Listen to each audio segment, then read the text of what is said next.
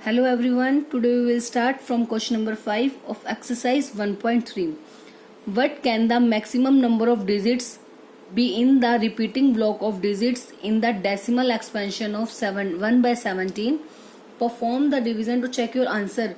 Divide करके हमें ये बताना है कि जो 1 by 17 की डेसिमल एक्सपेंशन होगी उसका जो रिपीटिंग ब्लॉक होगा, मतलब जो उसकी जो हम डिवाइड करेंगे, रिपीटिंग ब्लॉक का मतलब है कि वो नॉन टर्मिनेटिंग होगा, तो इस केस में वो है और रिपीटिंग होगी जो इसकी डेसिमल एक्सपेंशन होगी। अब रिपीटिंग है तो एक चीज तो क्लियर होगी जिससे कि वो नॉन टर्मिनेटिंग है, तो आपको ये बताना है जो उसका रिपीटिंग ब्लॉक बनेगा उसके अंदर मैक्सिमम कितने नंबर ऑफ डिजिट्स आएंगी, ये हमें बताना है। और ये हम कैसे बताएंगे? By performing the division.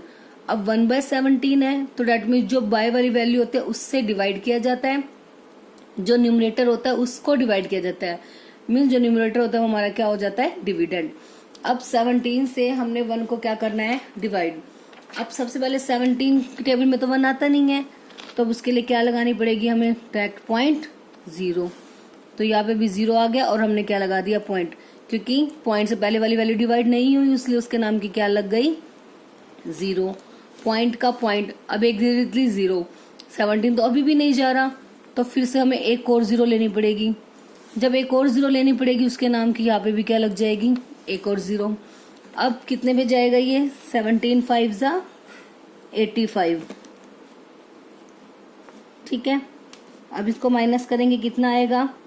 15। अब फिर उसके बाद क्या करना है? 0। ये हमने तब तक इसको करना है जब तक कि हमारा सोल्व करने के बाद रिमाइंडर कितना नहीं आ जाता? 1 नहीं आ जाता, क्योंकि रिपीटिंग ब्लॉक है ना, तो रिपीटिंग ब्लॉक में रिमाइंडर 0 तो आएगा नहीं। तो जब जो हमारी गिवन वैल्यू है अगर रिमाइंडर वहां तक आ गया कि मतलब 1 रिमाइंडर आ गया, तो डेट मीन उसके बाद से जो हमारा क्वेश्चन है वो रिपीट होना स्टार्ट हो जाएगा। यही क्वेश्चन हमने फर्स्ट क्वेश्चन में भी किया था ना। फर्स्ट क्वेश्चन में हमने सभी की डेसिमल एक्सपेंशन ही फाइंड आउट की थी। उसमें यही तो था कि जब भी जो वैल्यू जो हमारे गिवन वैल्यू के इक्वल जब हमारा रिमाइंडर आ जाता था उसके बाद जो वैल्यूज जो है रिपीट होने स्टार्ट हो जाती थी, तो हम वहीं पे क्या कर देते थे? स्टॉप। तो अब इसमें हमने तब तक ही परफॉर्म करना है जब तक हमारा रिमाइंडर कितना नहीं आ जाता? 1। अभी तो रिमाइंडर कितना आया? 15। तो अब उसके बाद एक डिजिट फिर से ब्रिंग डाउन कर ली, उसको क्या ले लिया? 0। अब उसके बाद कितना आएगा? 8 पे जाएगा। 17 8 जा 136। अब इसको माइनस करेंगे, 10 में 6 गए 4, कैरी ली थी 4 में 3 गए 1, कितना आ गया? 14। फिर से 0 लगानी पड़ेगी क्योंकि अभी तक जो हमारा रिमाइंडर 1 नहीं आया। अब 140 के नीचे फिर से 136 चला जाएगा, मीन्स 17 8 जा 136। अब इसको माइनस करेंगे, फिर से कितना? 10 में 6 गए 4, 3 में 3 गई 0, तो बच गया 4। फिर से 0 ली, 0 ब्रिंग डाउन करेंगे। अब 17 2 जा 34, माइनस कर देंगे, इसको कितना आ गया? 6। फिर से 0 ब्रिंग डाउन। साथ साथ जिस वैल्यू पे डिवाइड कर रहे हो वो आपको साइड में भी लिखनी है।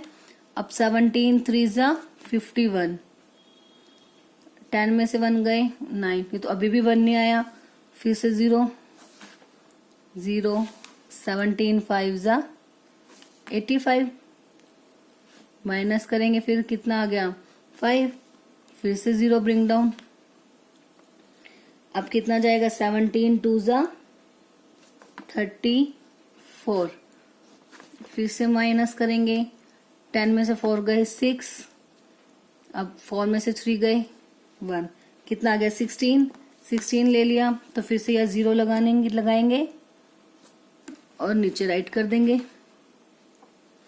अब 116 है तो अब कितने पे जाएगा? 17 9 जा 153, 153 आएगा और ऊपर क्या कर देंगे? 9 राइट।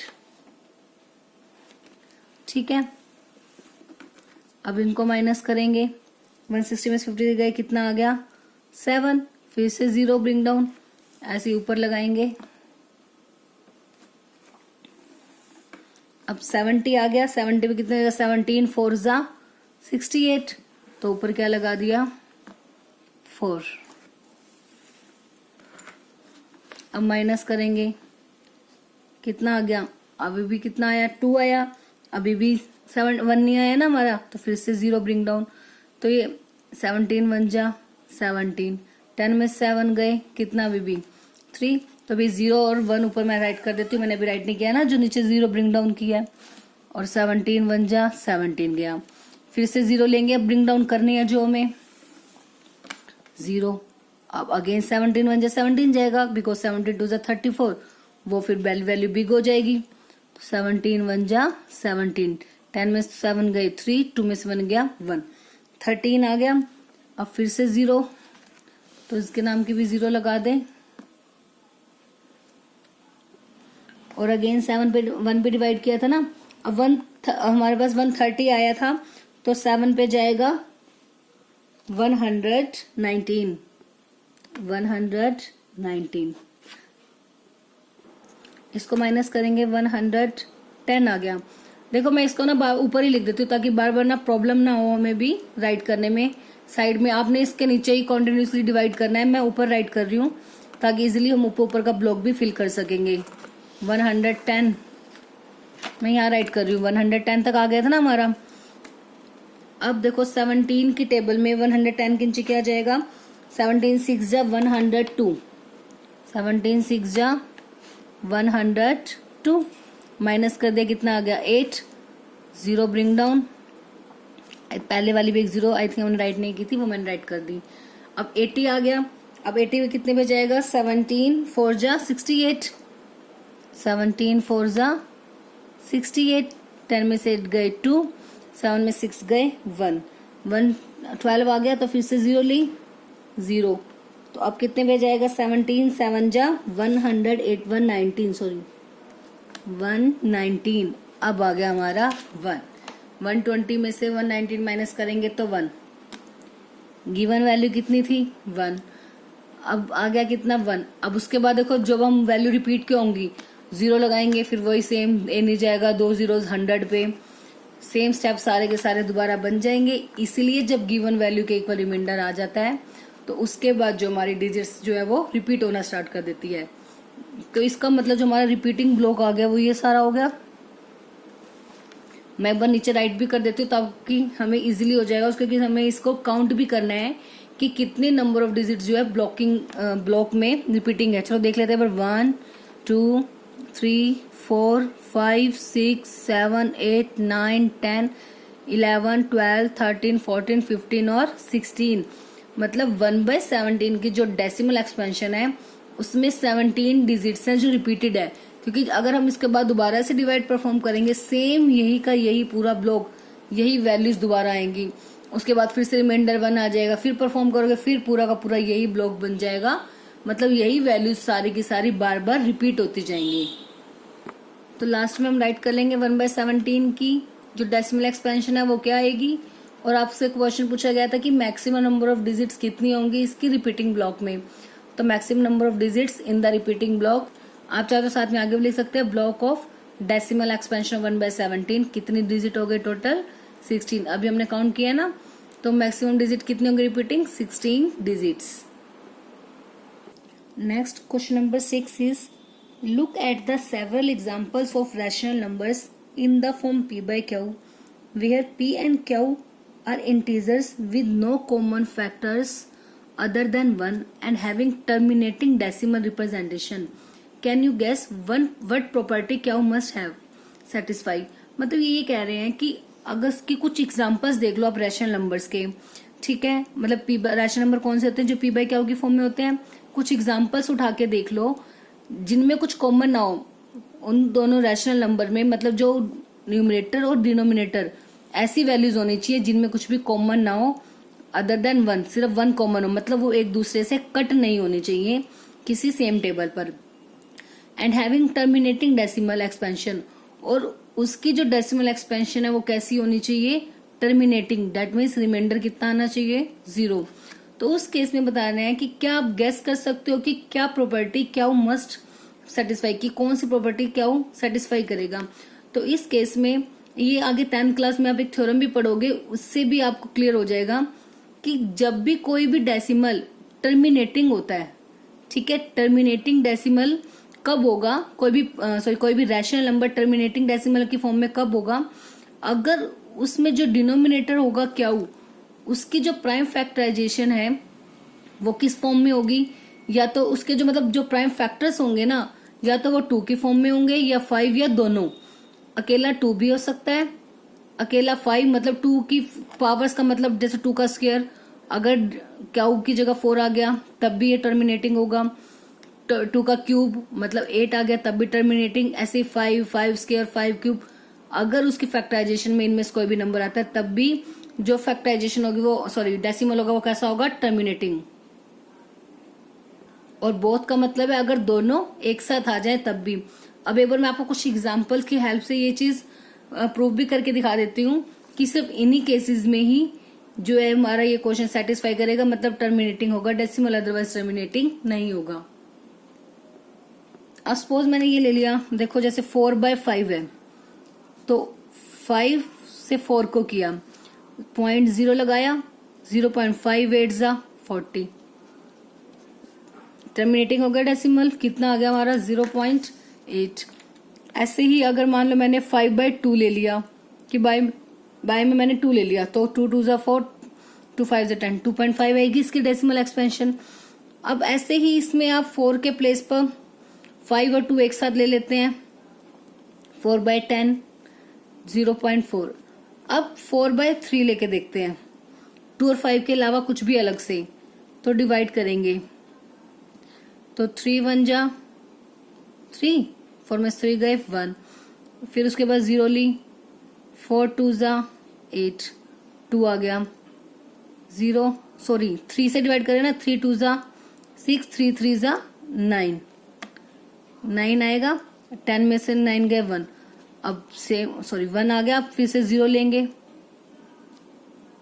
ठीक है, तो 0 ले ली, तो फिर से 3 3 जा 9, 10 में से 1 गया, 9 गया 1, फिर से 0, तो ये देखो बार बार ये 1 आ रहा है, मतलब 10 बनता जा रहा है, तो ये नंबर रिपीटिंग हो गया।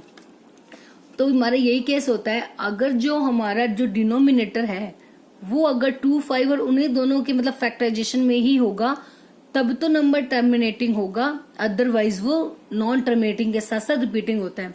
आपको कुछ और एग्जांपल से भी मैं सॉल्व करके दिखा सकती हूँ। सपोज 7/, में कुछ ले लेते हैं अलग से, सपोज 7/, में मैंने 50 ले लिया। अब इसके अगर फैक्टर करेंगे तो क्या आएगा, 7/, में ये हो गया 5 × 5 × 2, 5 5 जा 25, 2 जा 50। अब इसके फैक्टर 5 और 2 की फॉर्म में ही है ना। पावर देखो कुछ भी हो सकती है, 5 की पावर 2 3 एनी पावर, मतलब कितने टाइम भी रिपीट हो, बट जो इसकी फैक्टराइजेशन है उसमें सिर्फ 2 ही नंबर आने चाहिए, 2 ही प्राइम नंबर्स, 2 और 5। अब इससे डिवाइड करके देख सकते हो 50 से 7 को, 50 से 70 0 ले लिया, 51 जा 50, कितना आ गया 20 आ गया, माइनस करेंगे, फिर से 0 ले लिया, अब 5 4 जा 20 और 54 जा कितना हो जाएगा 200, तो 1.4 डेसिमल टर्मिनेटिंग हो गई। तो आप और कुछ भी एग्जांपल उठा के देख सकते हो जिसमें जो आपकी क्या हुआ है उसको 2 और 5 के अलावा कुछ भी अनदर नंबर ले लो, उस केस में आपकी कभी भी जो डेसिमल है वो टर्मिनेटिंग नहीं होगी। आप क्वेश्चन नंबर 1 में भी उठा के देख सकते हो अपने क्वेश्चंस, उसमें वही डेसिमल्स टर्मिनेटिंग होंगी जिनकी जो प्राइम फैक्टराइजेशन है क्या की, मतलब जो डिनोमिनेटर की, उसमें या तो सिंगल 2 आ रहा होगा या उसी की पावर कुछ भी, ठीक है, मतलब उसका अगर वो मान लो प्राइम नंबर है तो डायरेक्ट 2 और 5 ही होंगे, और अगर कोई और कंपोजिट नंबर है आप उसके पहले फैक्टर्स बनाओगे, उसके फैक्टर्स में सिर्फ आपको 2 5 या फिर दोनों एक साथ, इसके अलावा कोई भी और नंबर नहीं मिलना चाहिए। अगर मान लो ऐसा भी आ गया ना कि 5 × 5 × 2 × 3, कि हम कहे 5 और 2 तो है बट उसके साथ एक कितना आ गया 3 भी आ गया, तो भी वो नॉन टर्मिनेटिंग होगा, टर्मिनेटिंग नहीं होगा। सिर्फ 5 और 2 का मतलब सिर्फ 5 और 2 ही होने चाहिए, उसके अलावा कोई भी अनदर नंबर नहीं होना चाहिए। कोई भी अनदर नंबर आ गया तो वो नॉन टर्मिनेटिंग और रिपीटिंग हो जाएगा, अदरवाइज वो कैसा रहेगा, टर्मिनेटिंग।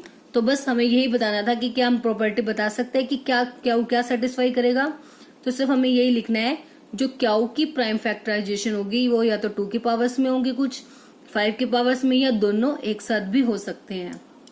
अगेन नेक्स्ट क्लास आपको और भी अच्छे से क्लियर हो जाएगा, क्योंकि इसके बेसिस पर पूरी एक एक्सरसाइज है आपकी।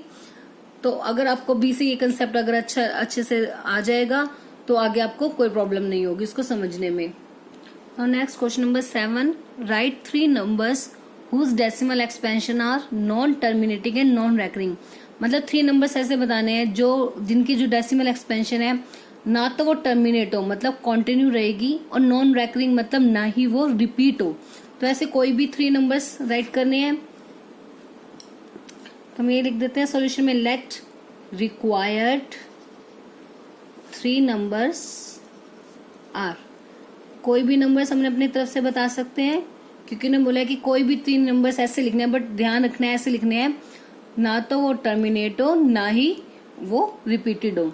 तो आप इसका इस टाइप से एग्जांपल दे सकते हो, जैसे 0.1 0 1 00 1 000 1 4 times 0 एंड सो ऑन। ठीक है, ऐसे ये फर्स्ट एग्जांपल दे दो। सेकंड में दे दो 0.5 2 कुछ भी हो 0 5 00 5 000 5 4 times 0 एंड सो ऑन। मतलब इस टाइप से कोई भी एक नंबर ले लो, उसके बाद एक बार 0 रिपीट कर दो, फिर 2 बार 3 बार 4 बार, इस टाइप से नंबर आप। इससे क्या हो गया कि वो कंटिन्यू भी रह रहे हैं, फिनिश नहीं हो रहे, और क्या कर रहे हैं साथ में कि वो रिपीटिंग भी नहीं है और ना ही वो टर्मिनेट हो रहे हैं।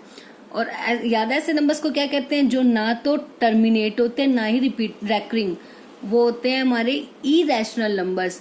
इरेशनल नंबर की डेफिनेशन भी यही होती है कि जो ना तो टर्मिनेट होंगे ना ही रिपीट होंगे। क्योंकि आपने इस एक्सरसाइज में किया भी है ना, जो रैशनल नंबर्स थे, एक तो जो टर्मिनेट हो गए थे वो तो रैशनल होते ही हैं, और दूसरे जो से हमने क्वेश्चन भी किया था, हमारा थर्ड क्वेश्चन था जिसमें हमने जो रिपीटिंग टर्म्स थी उनको पी बाई क्यू की फॉर्म में चेंज किया था। तो एक चीज और क्लियर होगी, जो नंबर नॉन टर्मिनेट के साथ साथ रिपीटिंग होते हैं वो भी रैशनल। तो अब इसलिए जो नॉन टर्मिनेटिंग के साथ साथ नॉन रिपीटिंग होते हैं ऐसे नंबर्स को हम क्या बोलते हैं, irrational numbers.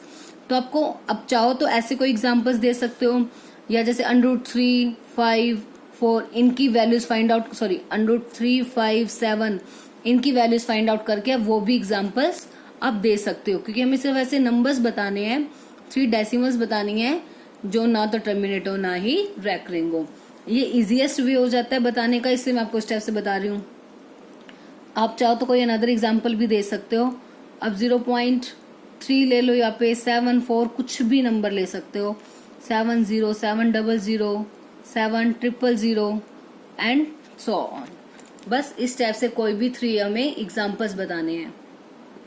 Now next question number 8 is find 3 different irrational numbers between the rational numbers 5/7 and 9/11।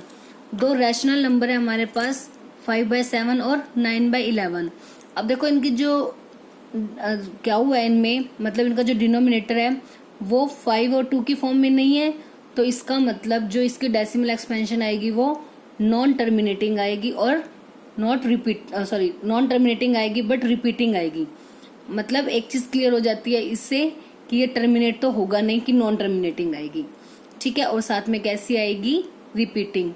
तो अब हमें क्या करना है, जो ये 2 नंबर्स है ना, जो ये दोनों रैशनल नंबर्स हैं 5/7 और 9/11, इनके बीच में 3 इरेशनल नंबर हमें फाइंड आउट करने हैं। अब इनके बीच में फाइंड आउट करने हैं तो सबसे पहले हमें पता होना चाहिए कि इनकी वैल्यू क्या आएगी, इनकी वैल्यू निकालनी है हमें। और 3 हमें क्या निकालने हैं, इरेशनल नंबर। इरेशनल नंबर कौन से होते हैं, जो ना तो टर्मिनेट होंगे और ना ही रिपीटिंग होंगे। ठीक है, तो मतलब हम पहले सबसे पहले क्या करेंगे, इनकी वैल्यू निकालेंगे, मतलब इनकी डेसिमल फॉर्म निकालेंगे। तो अब 7 से किसको डिवाइड करना है, इसमें 5 को। जब 7 से मैंने 5 को देखो डिवाइड किया, तो उसके बाद जो इसकी डेसिमल एक्सपेंशन आ गई वो क्या आ गई, 0.714285। क्योंकि अब जो इसमें जब हम लास्ट में डिवाइड करते जाएंगे उसमें लास्ट में जो हमारा रिमाइंडर आ गया वो कितना आ गया, 5, जो कि हमारा गिवन वैल्यू के इक्वल था। सिंपल डिवाइड ही करनी है, कर लोगे आप लोग ये। ठीक है, अब सेम वैल्यू जैसे ही आ गई तो मैंने वहीं पे इसको स्टॉप कर दिया, तो मतलब पहली वैल्यू के इक्वल ही आ गया ना, तो डेट मीन्स वहां से जो हमारी वैल्यूज है वो क्या होने लग जाएंगी, अगेन रिपीटिंग। तो 5/7 की जो डेसिमल एक्सपेंशन आ गई वो कितनी आ गई 0.714285 और इन सब के ऊपर क्या हो जाएगा बार, मतलब ये सभी रिपीटिंग हो गई। अब उसके बाद आ जाता है नेक्स्ट 9/11, तो अब 11 से 9 को डिवाइड करना है। अब इसमें डिवाइड किया 11 8 88 आया 2 0 फिर से ब्रिंग डाउन किया 11 1 11, तो उसमें हमारा रिमाइंडर कितना आ गया 9 आ गया जो कि गिवन वैल्यू के इक्वल आ गया। जैसे ही गिवन वैल्यू के इक्वल आ गया वहीं पे हम इसको क्या कर देंगे स्टॉप कर देंगे, आगे करने की नीड नहीं है। तो अब इसकी जो डेसिमल एक्सपेंशन आ गई 0.81। अब हमें तो क्या निकालना है इन दोनों के बीच में कोई भी 3 इरेशनल नंबर्स निकालने हैं। अब हमें वैसे तो पता है कोई भी 2 रैशनल नंबर होते हैं उनके बीच में इनफाइनाइट नंबर्स लाई करते हैं, चाहे वो रैशनल हो या फिर इरेशनल हो, ठीक है। तो अब हमें फाइंड आउट करना है, सो क्या राइट करेंगे, so required 3 irrational numbers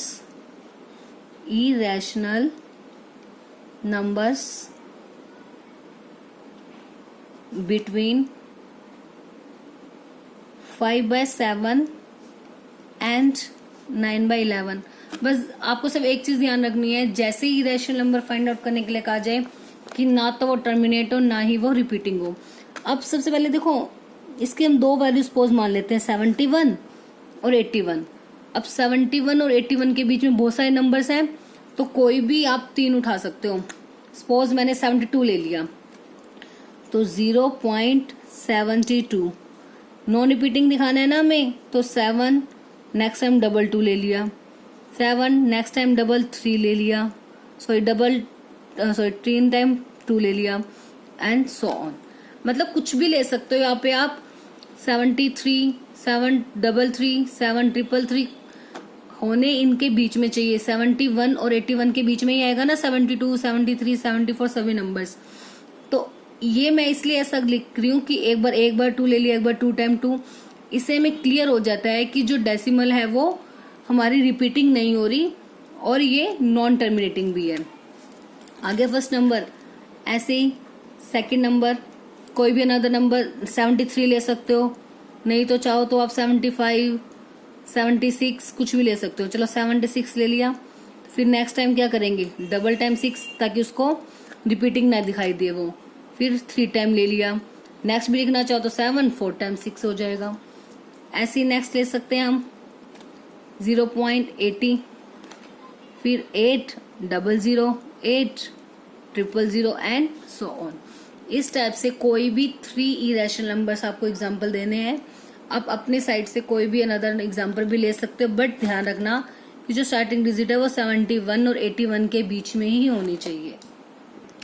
now the last question of the exercise 9th question, classify the following numbers as rational irrational. अब हमें ये बताना है जो ये नंबर्स है ये 5 के 5 पार्ट्स, ये बताना है कि इसमें कौन से रैशनल हैं कौन से इरेशनल हैं। अब सबसे पहले √23 अंडर रूट वाली वैल्यू आ गई और ये किसी का कोई परफेक्ट स्क्वायर भी नहीं होता। दैट मीन्स जो रूट वाली वैल्यूज होती है वो कैसी होती हैं इरेशनल। तो ये कैसा नंबर हो गया इरेशनल। आपने इसे नोटबुक पे करना है अपनी। √23 कैसा हो गया इरेशनल। अब आ गया √225। अब 225 तो हमें पता है किसका स्क्वायर होता है 15 का स्क्वायर होता है। तो जब हम इसे लिखेंगे √15 का स्क्वायर तो स्क्वायर से रूट तो क्या हो जाएगा कैंसिल आउट, तो सिर्फ क्या बच जाएगा 15। और 15 कैसा नंबर होता है रैशनल, क्योंकि उसे हम कैसे लिख सकते हैं 15/1 ये बाय क्या की फॉर्म में लिख सकते हैं ना, तो इसलिए ये कैसा नंबर आ गया रैशनल। अब नेक्स्ट आ गया 0.3796।